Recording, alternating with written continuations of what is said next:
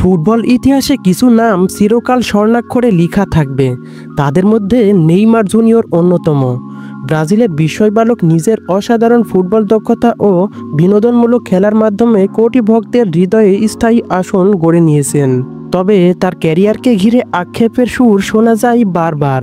কি হতে পারত আর কি হয়েছে, এই প্রশ্নগুলো এখনও ফুটবল বিশ্বকে ভাবায়।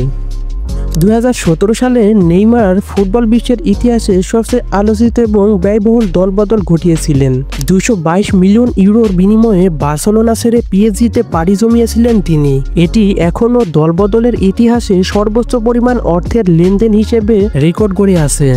অনেকে ধারণা করেছিলেন বার্সেলোনায় লিওনেল মেসির ছায়া থেকে বেরিয়ে নিজেকে প্রধান তারকা হিসেবে প্রতিষ্ঠা করতেই নেইমার পিএসজিতে যোগ দিয়েছিলেন।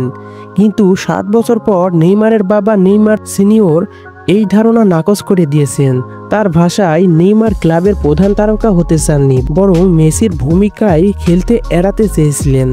নেইমারের ক্যারিয়ারের সোনালী অধ্যায় ছিল বার্সেলোনায়। লিওনেল মেসি এবং লুইস সুয়ারেজের সঙ্গে গড়া এমএসএন ইউরোপীয় ফুটবলের এক ভয়ঙ্কর ত্রাস ছড়িয়েছিল।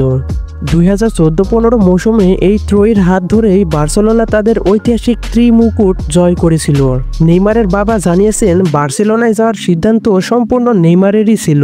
রিয়াল মাদ্রিদের প্রস্তাব ছিল 3 গুণ বড়, কিন্তু নেইমার তা প্রত্যাখ্যান করে এবং বার্সেলোনায় মেসি ও সুয়ারেজের সঙ্গে খেলার স্বপ্ন পূরণ করেছিলেন।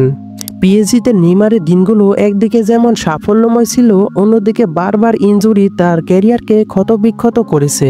ফরাসি ক্লাবটির হয়ে তিনি একাধিক শিরোপা জিতেছেন, কিন্তু কাঙ্ক্ষিত চ্যাম্পিয়ন্স লিগ শিরোপা অর্জনের স্বপ্ন অধরায় রয়ে গেছে। পিএসজিতে তার সময়কালকে ঘিরে বিতর্কেরও কমতি ছিল না। বিশেষ করে ম্যানেজমেন্ট এবং সতীর্থ কিলিয়ান এমবাপ্পের সঙ্গে তার সম্পর্ক মাঝে মাঝে উত্তপ্ত হয়ে উঠেছিল। এসবের মাঝে 2023 সালে নেইমার নতুন চ্যালেঞ্জের খোঁজে সৌদি ক্লাব আল হিলালে যোগ দেন। নেইমারের ক্যারিয়ার যতটা আলো ঝলমলে ছিল, ততটাই ছিল রহস্যময় এবং জটিল।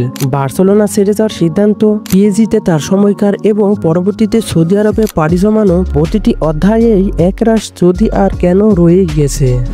নেইমার সিনিয়রের মতে, তার ছেলে বার্সা ছাড়ার পেছনে অর্থ নয়, বরং নিজের জন্য নতুন কিছু খোঁজার ইচ্ছাই ছিল প্রধান চালিকা শক্তি।